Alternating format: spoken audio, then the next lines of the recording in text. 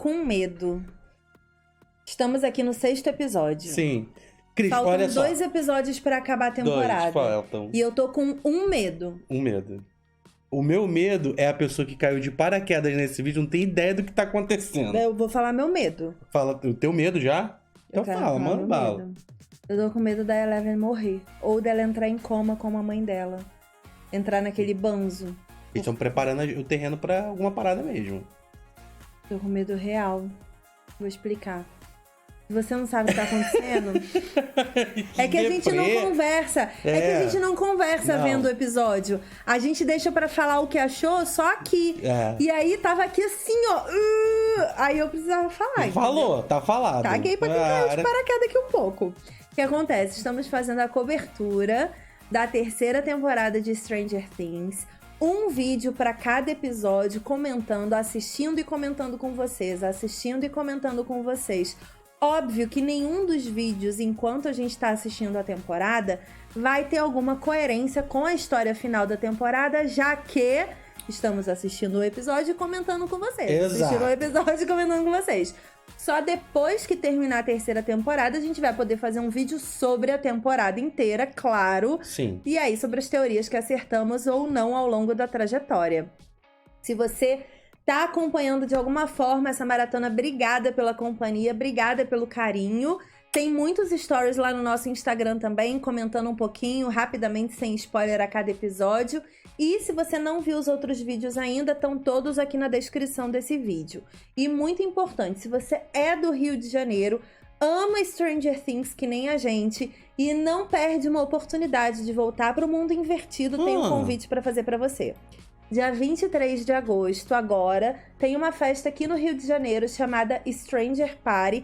Nós estamos organizando. É uma festa para fãs de Stranger Things. Vai ter dublador da série, vai ter cosplay, vai ter cenários da série, comidinhas da série. O link para entender um pouquinho melhor a festa tá aqui na descrição. Stranger Party, é só procurar aqui o link.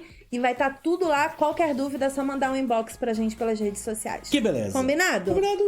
Vamos falar do 6º episódio, então. Qual é o nome do episódio, Cris? Les Primeiros Troubles. Epuribuzunum. Isso. Né? Eu falei isso, não? Falou exatamente isso. E sabe, aí eu fiquei curioso, porque não Você é ficou ator. incurioso. Eu fiquei Ipuribuzunum curioso. Ah, tá. Curioso.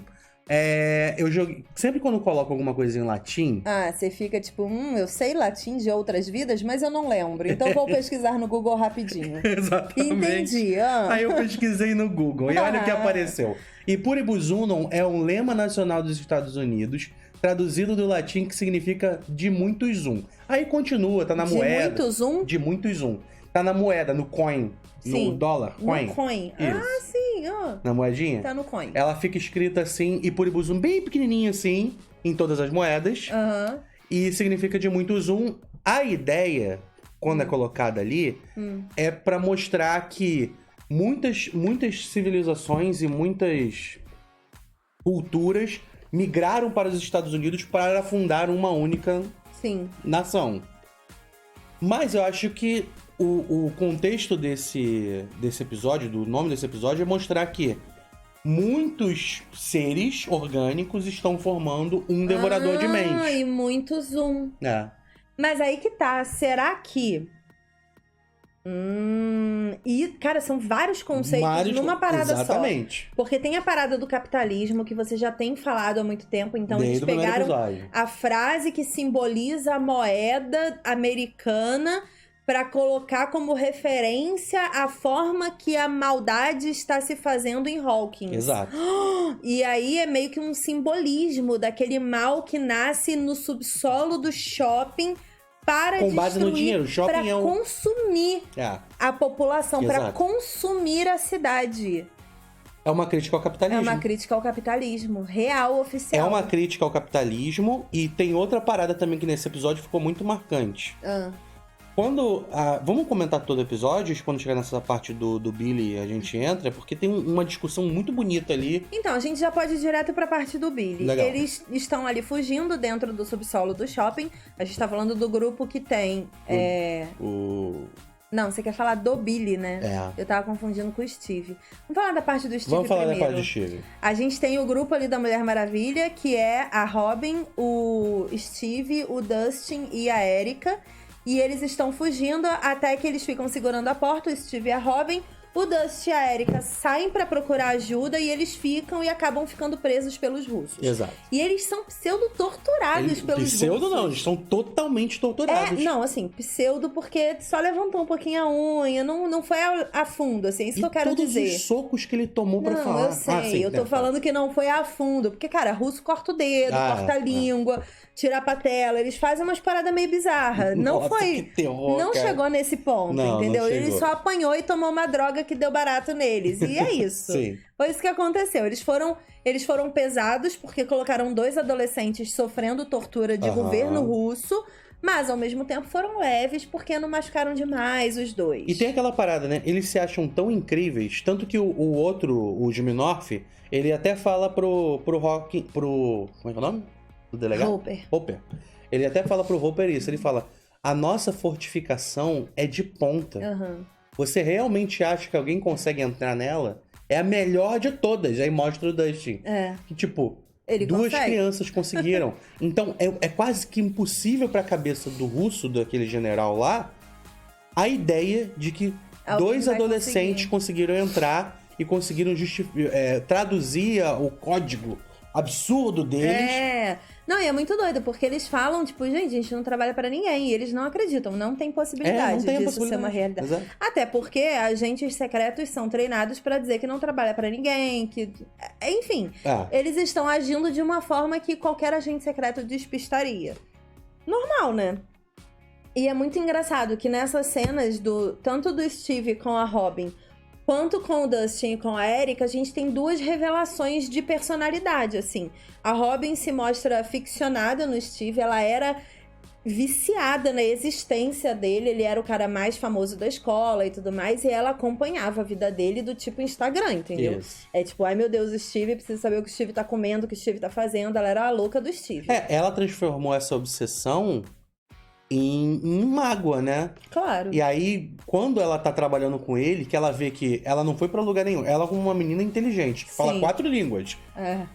Ela tá numa sorveteria trabalhando. Ela fala, pô, não consegui ir pra lugar nenhum. Tô trabalhando numa sorveteria. Do lado de um cara que não se esforçou, que eu tenho um ranço absurdo, e que ele fica correndo atrás de um montão de mulher e ele não tem o menor talento pra isso. Verdade. Então, a obsessão dela ali... Se transformou em ranço. E aquela parada dela notar quantas vezes ele fracassa é pra mostrar pra ele que na vida real, ele é o fracassado que ele falava que ela era. Exatamente. E é muito engraçado, porque ela é apaixonada por ele. Sim. De certa forma, eles devem ter alguma coisa.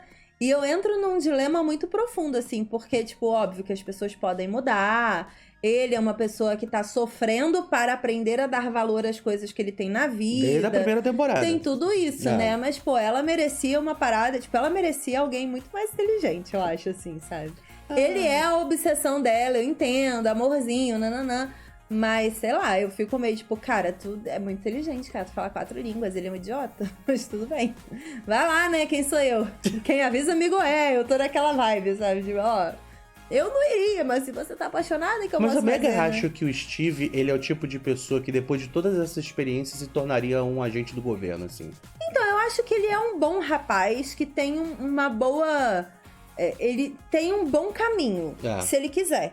O problema é que ele nunca quer. Exato. Ele sempre quer ir pro outro canto, né? Mas eu acho que ela daria esse puxão de orelha então, nele. Mas aí que tá, cara. É aquela parada de que você sempre tem que ter um puxando o outro.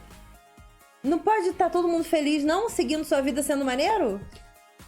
Dá maior trabalho ficar puxando. Tipo, eu já tive relacionamentos que eu tinha que puxar a pessoa. Você já teve também. Já tive. E é um saco, é cansativo. Mas ajuda. Ai, mas é cansativo. Mas a vida eu gosto de relacionamento assim, ó. Que um tem que frear o outro, porque vai demais. Volta aqui, tá correndo. Eu gosto assim. Ah, para, cansativo esse povo. Mas enfim, tem eles dois, foi fofinho que aconteceu e tudo, mas entro num dilema pessoal ali com essa relação. E temos Dustin e Erika, porque Dustin descobre que Erika é nerd. Sim. Por conta do Meu Pequeno Pônei. Dustin é a melhor pessoa, cara. O Dustin, não tem como ter um melhor personagem do que o Dustin. Gente, o Dustin, ele deve ser taurino, porque ele tem argumentos pra sempre. Pra sempre. Os argumentos dele pra tá certo não acabam. Deve ser. É impressionante, cara. Ele tem muita certeza de que ele tá certão em tudo. Ou aquariano, né? Não, aquariano não. Aquariano tem certeza que tá certo de tudo também. Ele é aquariano porque ele se joga demais nas coisas. Exato. Verdade. Se ele fosse taurino, ele teria um pouco mais de preguiça. Ele não tem preguiça. É verdade, ele sobe aquela montanha. Ele criou o cérebro. Nossa, jamais criou. É verdade, ele não é taurino. Não é taurino real, oficial, não tem como. Isso aí. Ele sobe aquela montanha gigantesca. Não tem como. Pra ficar no TikTok o dia inteiro fazendo a mesma coisa. Isso não tem como, real. Oficial. Exatamente, aquariano. Não tem como. Mas ele descobre e a Erika ficou ofendidíssima, né? Retire o que você falou, tu não me chama de nerd. Então, mas aí o que eu acho que é essa reflexão dessa conversa de cair a ficha de que você é nerd.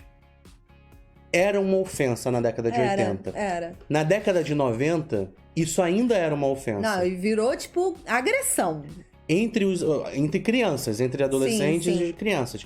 Só que no início da década de 2000, os adultos da década de 80, que são o Dustin, no início da década de 2000, joga a parada pra ser uma cultura pop. Sim.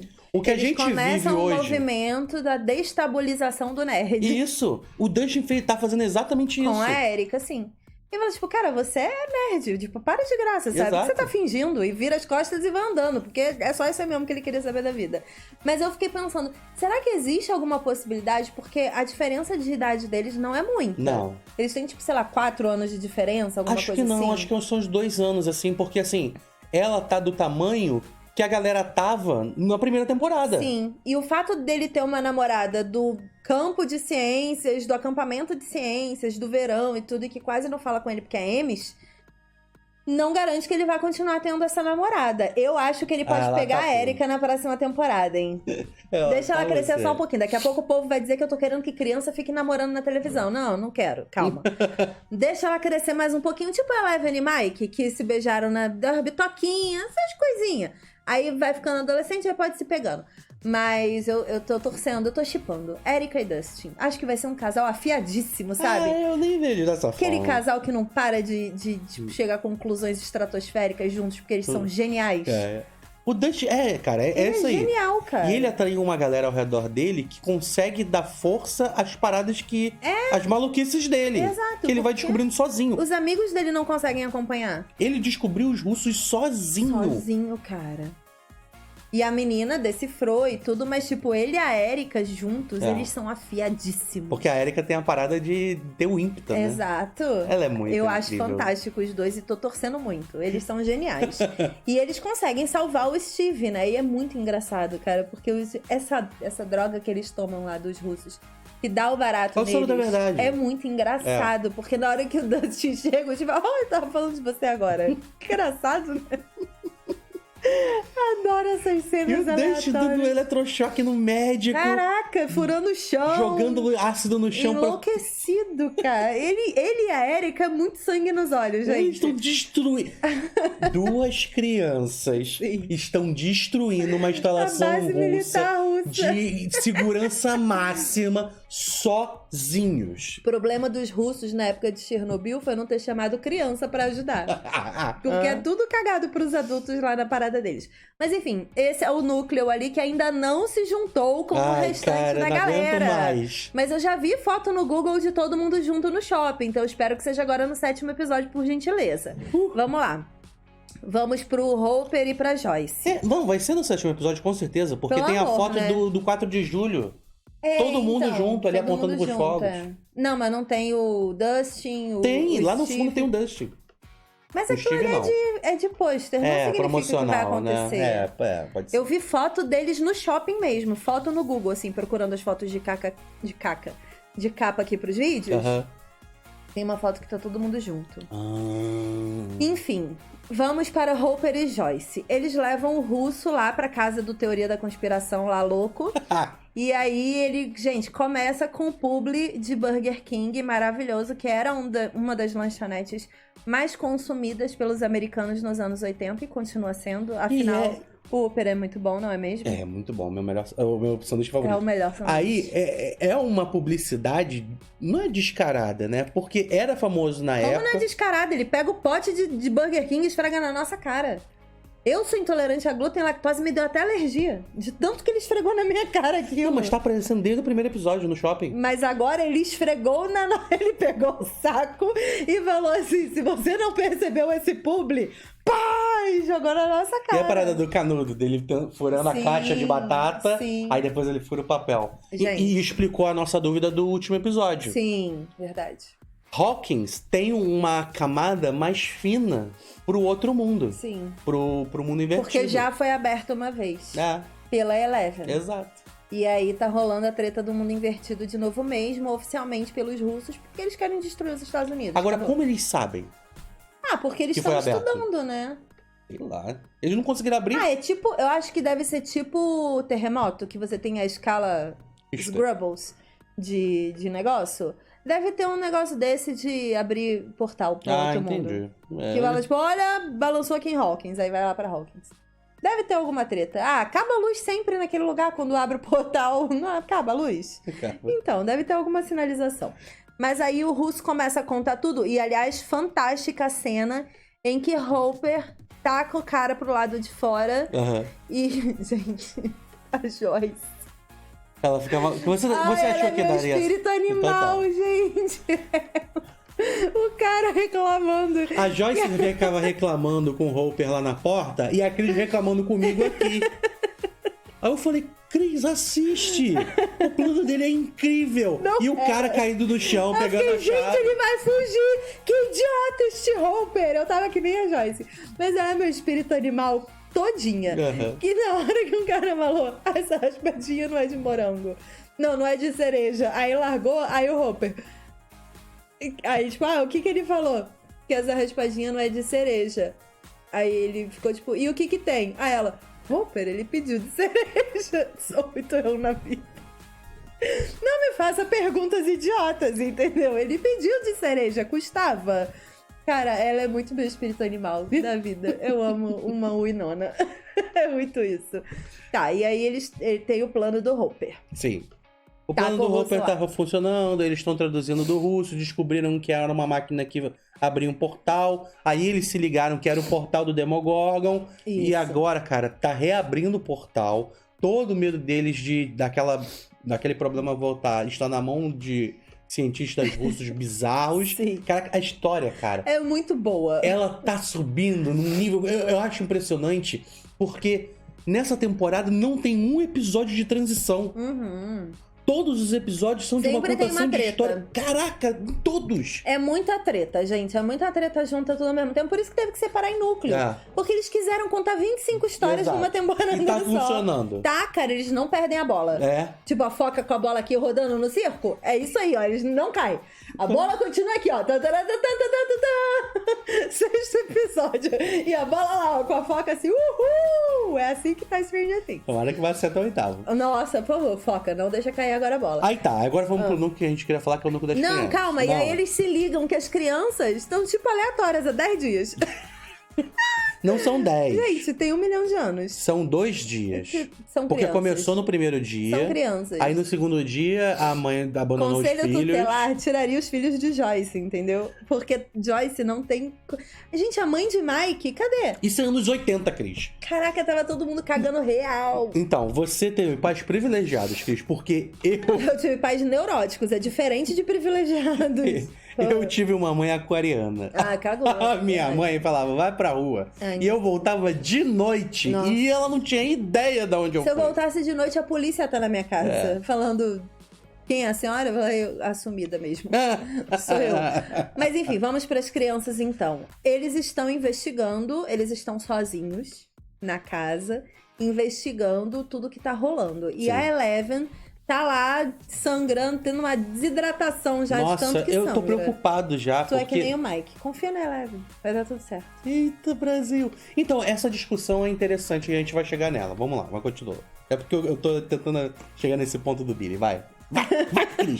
Vai, Mike, Cris. A Eleven tá lá e sangrando o Mike tá monte. tipo, Eleven, para de sangrar, você não precisa fazer isso. Aí a Max, assim, sabe? Ela fala, chega, cara chato dos infernos. Levanta, vai até a sala, vira pra Nancy e fala, Nancy, querida, me ajuda aqui que tá difícil ser eu. Aí ela fala, olha só, o que acontece? Menina Eleven tá lá tentando, tem 10 dias e 10 noites, resolver a nossa treta. Aí Mike fica enchendo saco.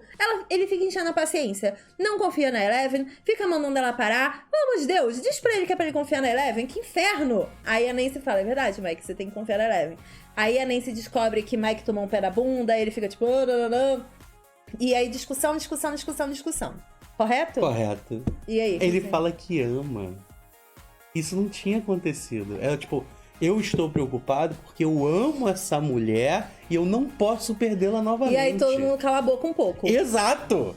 Mas mesmo porque assim... a preocupação dele, a dele em específico, deixou por um segundo de ser um mimimi de um cara controlador. Aí um pouquinho, né? Um pouquinho. Ainda é um mimimi. Claro, é. Mas ainda é controlador. Não podemos cair naquele...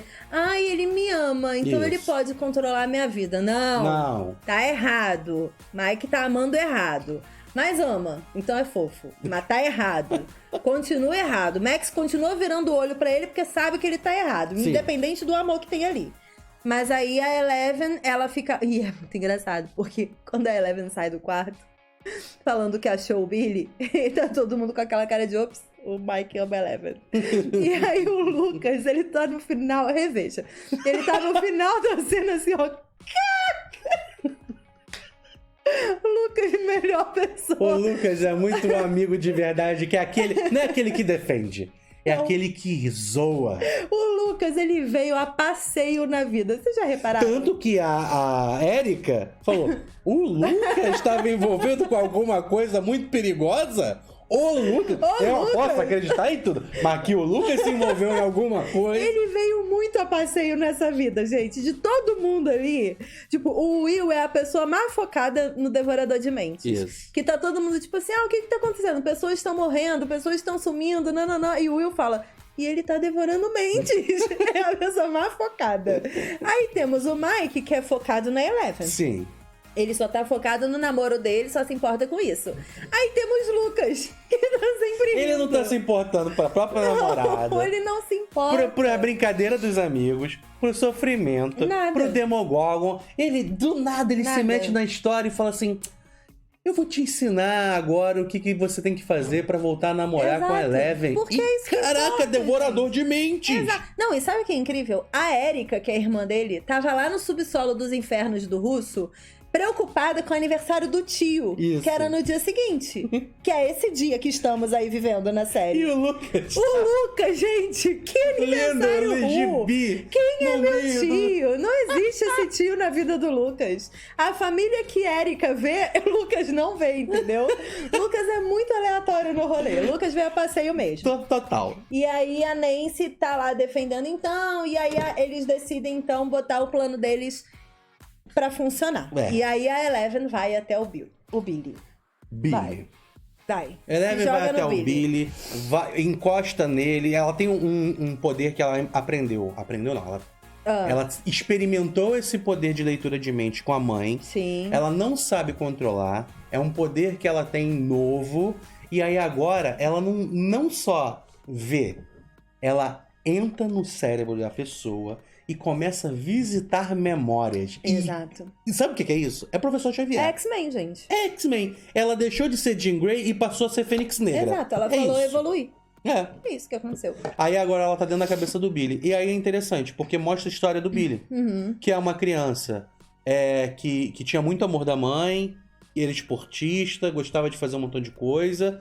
Aí o pai era um cara opressivo que batia oprimia ele, xingava ele, exigia dele, não tratava ele como uma criança e batia na mãe. A mãe fugiu de casa. E se você pensar, tem várias histórias da década de 70 que mostram mulheres que abandonaram seus lares por causa política social opressiva do homem ser o dono de tudo do mundo e a mulher é só uma pessoa que não pode ter opinião.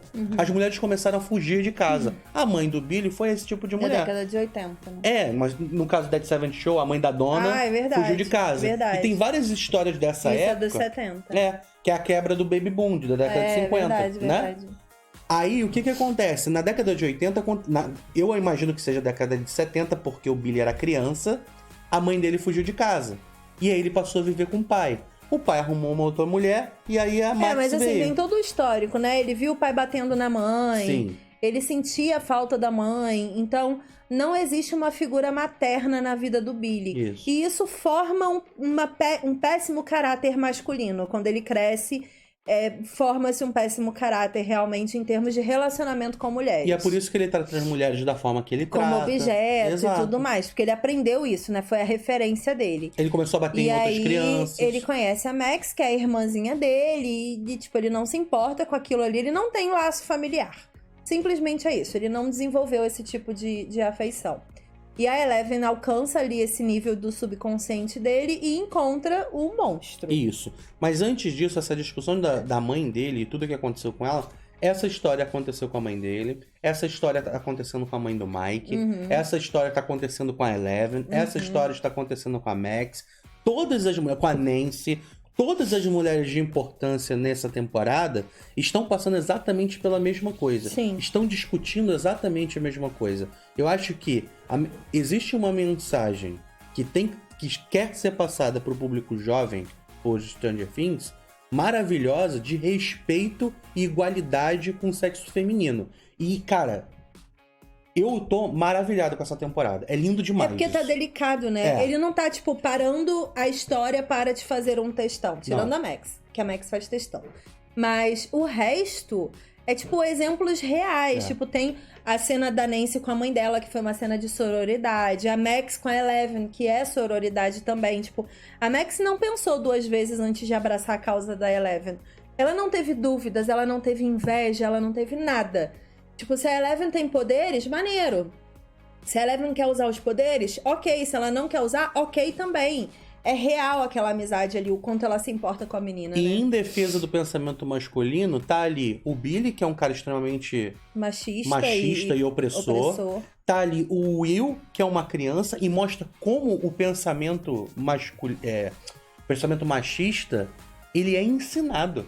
Porque ele não sabe como se comportar e ele o Mike. O Mike. Ele não sabe como se comportar e ele se comporta de forma machista. Isso, mas ele tem um exemplo dentro de casa, né? Tanto que a Nancy corrige. Isso. Porque a Nancy é a irmã dele e ela acabou de perceber que ela tava passando pela mesma coisa e ela deu corte na raiz. Exato. E ela já é grande, né? E quando ela percebe que o irmão tá indo pelo mesmo caminho, ela corrige, ela fala, não, tá errado, ela pode fazer o que ela quer porque ela tem opinião, ela tem vontade própria e você não manda nela. E aí ele fica quieto. Exato. Porque é a irmã dele dando a lição, né? E a própria Eleven tá passando por isso, nem só agora com o Mike. Ela tá passando isso com o Hopper desde a segunda temporada. Muito tempo. E o Hopper tá aprendendo com a Joyce, porque ele conseguiu, por exemplo, a atenção do cara lá da teoria da conspiração, porque ela gritou e falou as verdades. Porque se fosse pelo planinho dele de ficar dando esporro e tudo mais, ele não ia chegar a lugar nenhum. Exato. Aí ela pegou, bateu a mão na mesa e falou. Então, tipo, respeite. Ele tava tratando ela também o tempo todo como se ela não soubesse de nada e não servisse pra nada. Como se ela fosse um peso morto do rolê. Aí ela foi lá e mostrou que não, que ela é uma mulher que faz diferença naquela história, sim. Ele só tá caminhando na investigação dele por causa dela. Sim. Todos os pontos. Exato. Óbvio, ele tem um pensamento lógico, um pensamento policial, ele é um policial treinado e um bom policial, só que ele não acredita nas pessoas que estão ao redor dele. Tanto que agora, nesse episódio de novo, ele liga, age lá de acordo com o sistema, e ela fala, não, a gente não tá tendo esse tempo que você acha. Ela pega o telefone e liga de novo. Dá um esporro no cara. Dá um grito e pronto, sabe? Então, assim, é um peso que a temporada tá trazendo e é um peso relevante. E eu acho que não é relevante pra quem tem, sei lá, toda uma vida já, toda uma trajetória já. É relevante porque adolescentes assistem muito Stranger Things. Sim. É diferente de você querer, por exemplo, que adolescentes assistam The Handmaid's Tale, que às vezes os pais não deixam. Não precisa ver aquela série pra você entender. Aí. Stranger Things tá explicando já. E você sorri, você entender. se diverte, você se assusta com os monstros, porque tá cada vez mais bizarro esses então, monstros. vamos falar do patê. A Eleven vê... Adoro o Demopatê, gente. Demopatê. Adoro o Demopatê. Demopatê é melhor monstro. É. A Eleven alcança lá o monstro e ela tem de frente com o Demopatê, né? Um momento sozinho, dela ali com ele conversando. E aí vem a parte do teu medo. E é pesado, né? Porque ele fala pra ele, eu tô aqui porque você abriu o portal, você permitiu, e aí nós estamos construindo pra você. Nós estamos construindo pra acabar com você, tipo, é pra destruir você. E, cara, a força deles é muito intensa agora, né? Então, sabe o que eu entendi? Quando ele falou, estamos construindo pra você e é pra acabar com você, eu não vejo que seja... Ele não vê a Eleven como uma inimiga. Não sei. Ele vê ela como uma ferramenta. Ele está destruindo todas as pessoas que ele tá englobando. E ele quer esse poder que ela tem pra ele. Ele não tem esse poder. Não, tudo bem, ele quer matar ela. Ele vai acabar com ela. Ele quer englobar ela. Sim. Mas eu tô com medo disso aí mesmo acontecer. Ora. Mas eu acho que vai morrer gente. Eu acho que vai morrer alguém. Não sei se é ela que morre, não sei se Stranger Things tem essa coragem. Vou achar bizarro se tiver. Mas eu acho que alguém importante morre. Não morreu ninguém até agora, cara. É agora que morre. Nossa. É agora, tipo, o 7º episódio. Eu acho. Bob morreu no último ou no penúltimo? Penúltimo. É isso. Acho que é agora que morre. Alguém. Ai, caramba, Cris. Acho que vai ser pesado. Mas aquela cena do monstro sendo acoplado lá por todos os patês. Sim. É muito boa aquela cena, é muito bem feita. Esse patê desse monstro é nojento real. O som que faz é nojento real. E eles iam derretendo na frente do monstro, né? É bizarro, é muito bem feito aquilo ali, eu pensei que ia ter um ataque dos mortos-vivos, que a cidade ia ser infestada, né? Mas não. Não, ele tá virando patê mesmo. E aí eu lembrei de uma parada. O Devorador de Mentes, ele já apareceu num sonho do Will. Eu comentei até enquanto a gente estava assistindo. Temporada. Teve um sonho dele que ele acordou e aí tinha o céu todo vermelho. E o Devorador de Mentes, que é esse monstro, estava gigantesco do tamanho da cidade. Sim.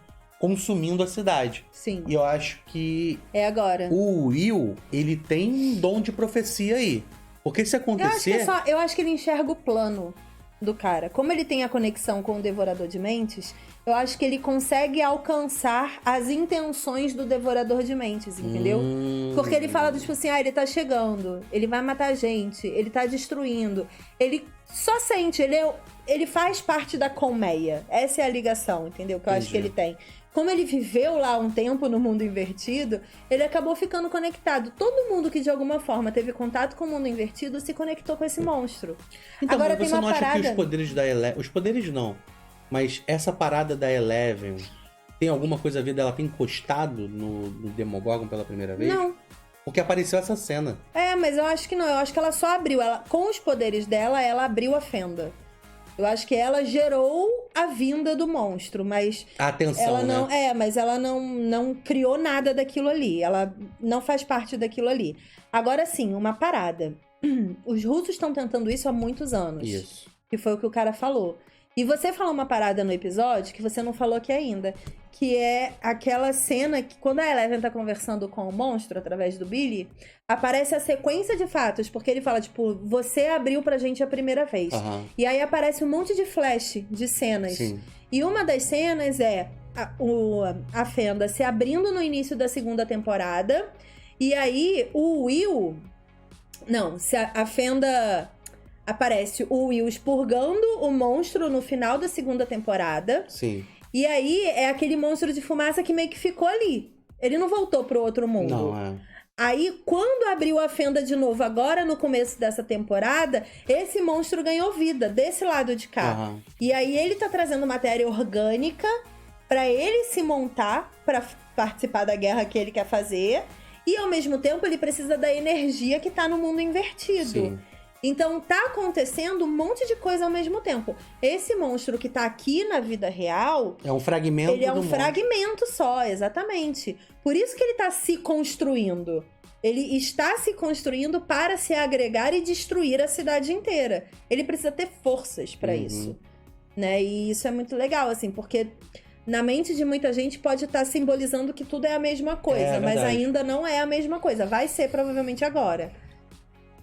Vamos lá, 7º episódio que eu quero ver quem vai morrer. Então, deixa nos comentários aí o que vocês estão achando, o que vocês acham das nossas teorias, quais teorias vocês tiveram até esse ponto. Deve ser legal assistir esse vídeo depois que já souber o que acontece. Né? O que você pensou nesse momento, se você conseguiu assistir episódio a episódio junto com a gente, porque agora a gente tá indo pro antepenúltimo. Fomos. Beijo. Até daqui a pouco. Tchau. Tchau.